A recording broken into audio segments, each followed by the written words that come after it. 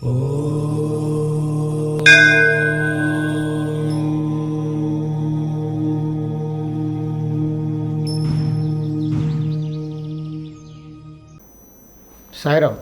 విశ్వకర్మ వాస్తు YouTube ఛానల్కి స్వాగతం. నేను మీ విశ్వకర్మ.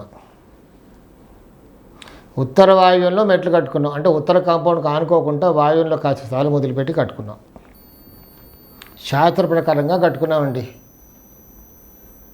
కానీ మా ఇంట్లో కుక్క ఉంది, దాని కింద మెట్ల కింద కట్టేయచ్చా చిన్న రూమ్గా చేసి అని కొంతమంది వాషింగ్ మిషన్ పెట్టుకోవచ్చా,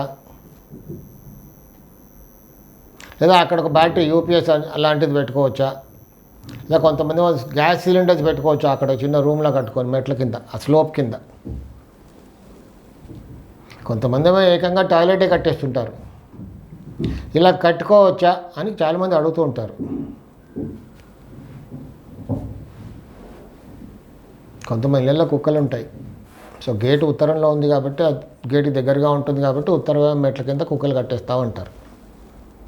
మరికొంతమంది ఏమో టాయిలెట్ కడుతుంటారు, మరికొంతమంది గ్యాస్ సిలిండర్స్ పెడతా ఉంటారు, మరికొంతమంది ఏమో అక్కడ వాషింగ్ మిషన్ పెట్టుకుంటా ఉంటారు. అంటే నా అనుభవంలో నేను చూసింది కనుక్కునేది ఏంటంటే,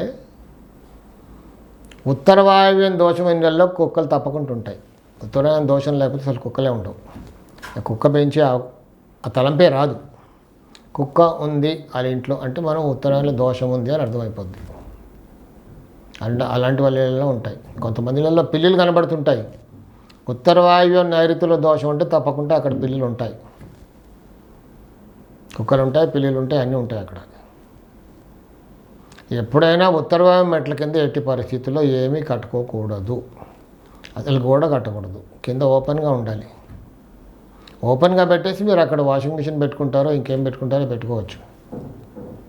కానీ మెట్ల కింద సేఫ్టీగా ఉండాలి అని గోడ కట్టేసి దానికి ఒక డోర్ పెట్టేసి పెడుతుంటారు. లేదు ఊరికే గ్రిల్గా పెట్టుకుంటాం అంటే పెట్టుకోవచ్చు. ఇంకా గోడ కాదు, ఫుల్ వెంటిలేషన్, ఎవరు దొంగలు ఎత్తుకోపోకుండా ఊరికే ఒక గ్రిల్ పెట్టుకుంటాం అంతే. ఒక గ్రిల్ రూమ్గా క్రియేట్ చేసుకుని పెట్టుకుంటే దోషమే ఉండదు. సాయి రక్ష.